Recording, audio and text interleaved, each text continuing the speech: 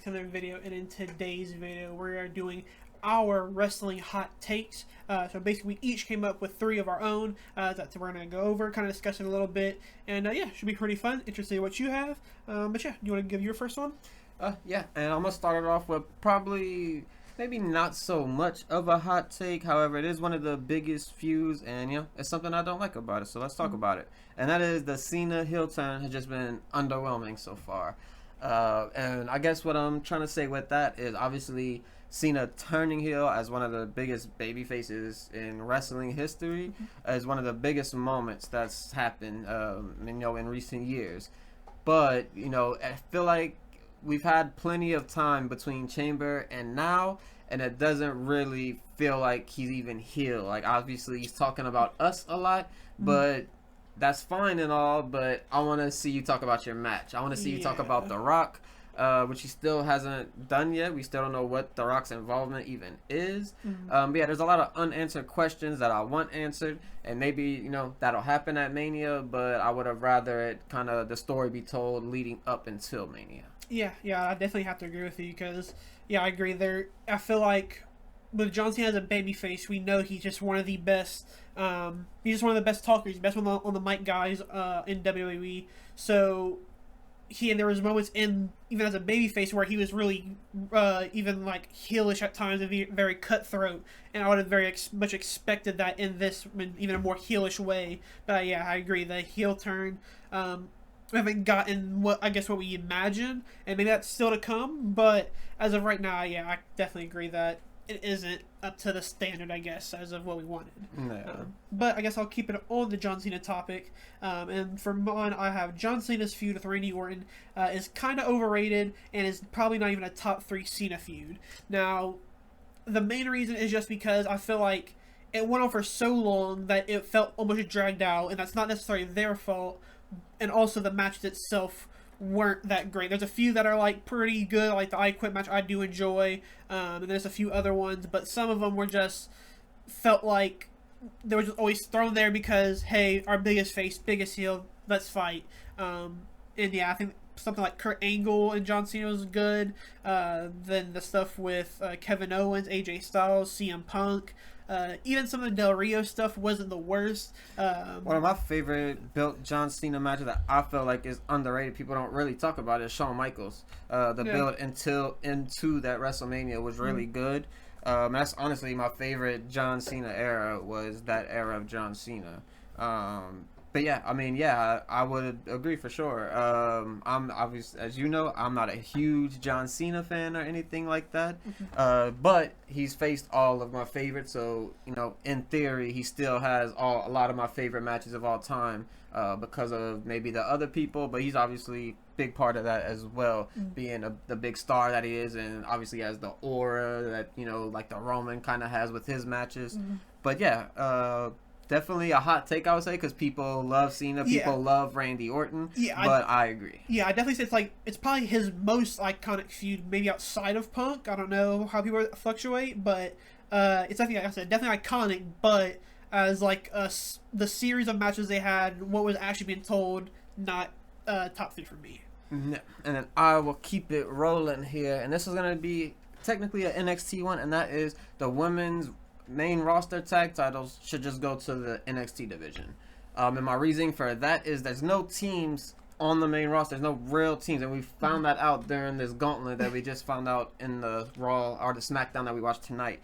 None of these teams meshed together. None of these teams are actually tag teams. All the teams that were tag teams got eliminated by a team that's not a tag team and that's already a women's intercontinental champion, and they don't even like each other.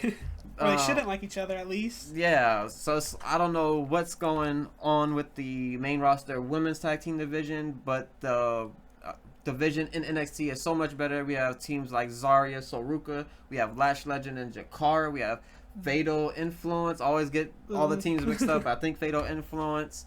But yeah, there's a lot of good things going on in NXT. There's people who you can just kind of mesh together and make them a tag team because they're so young and early in their careers.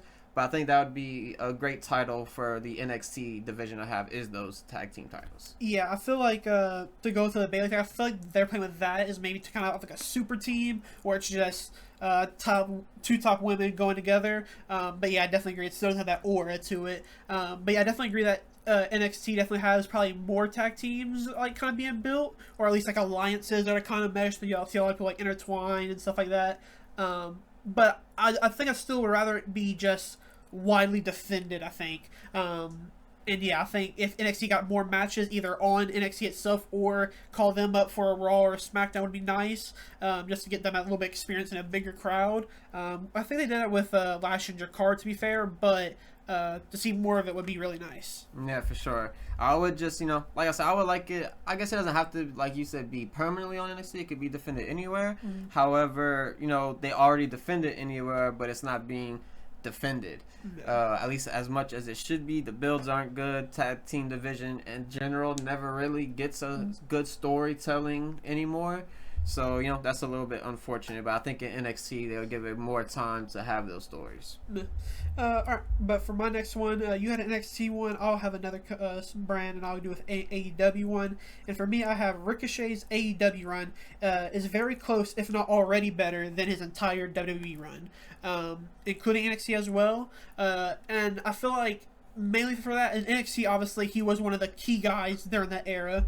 But in AEW, I feel like he's already even higher, maybe not a main eventer, but a very... He gets a lot of TV time, obviously, but also the stuff he's doing has been great as well. I think this is the best character work he's ever done in his career.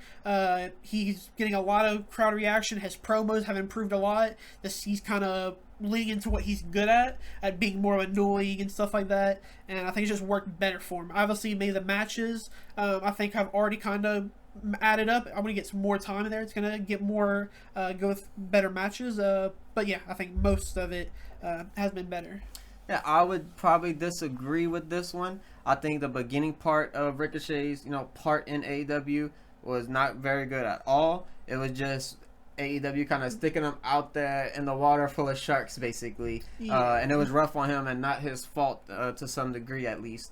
But yeah, I would probably disagree with this one because he has had some amazing matches in the WWE. And I think that's kind of something that gets lost, is that, he has had good matches. People say, oh, now he can really go up. But he has had moments where he's went off and had those amazing moments in maybe NXT more often, obviously. Mm-hmm. But, on the main roster as well. But yeah, I do think that he will probably surpass that by the end of this year.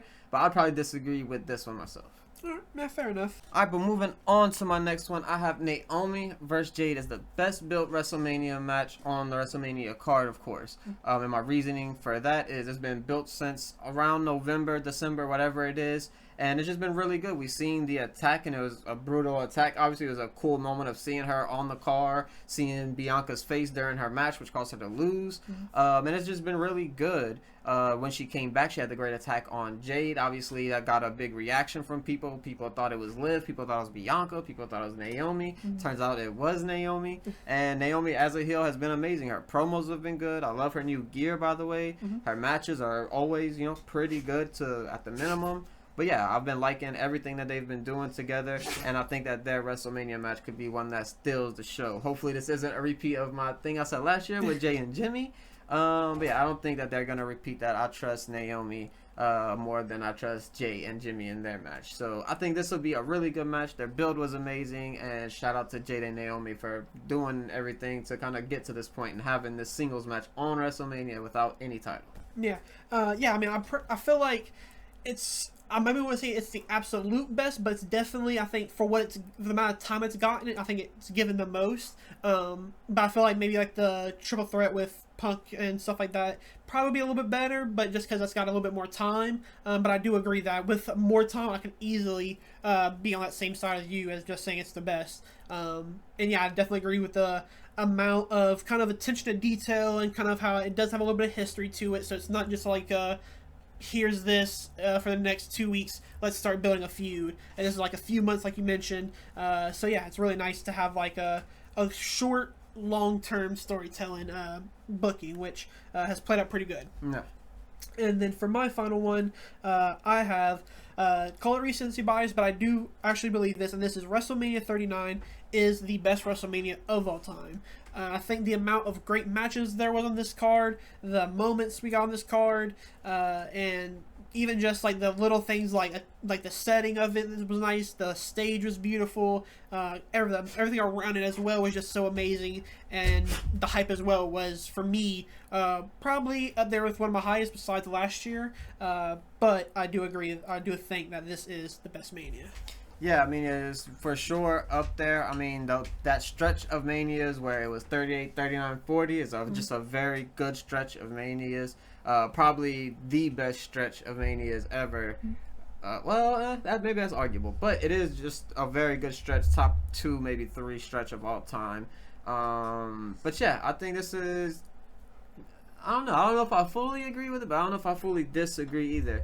Yeah, I'm kind of, I guess, in the middle on this one. Yeah, like 17, I could see why people would say that, but for me, just, I guess, because this is my era now, and I have more attachment to some of the people that are on these cards, that's probably why I'm a bit more, like, invested to it. But I think, at least, I feel like in the next few years, people can probably mutually agree that, at the bare minimum, it's a top 5 Mania. I think, a lot of people like 17, 18. They like all the New Orleans WrestleManias have, pretty good reputation. Obviously, 40 is going to be a lot of people's favorites because, that's one of a lot of young people's favorites. It's going to be their huge moment to get behind somebody. But yeah, definitely not I'm one that's in the middle on this. I don't really know if this is the best of all time, but it's definitely in the picture of the best of all time.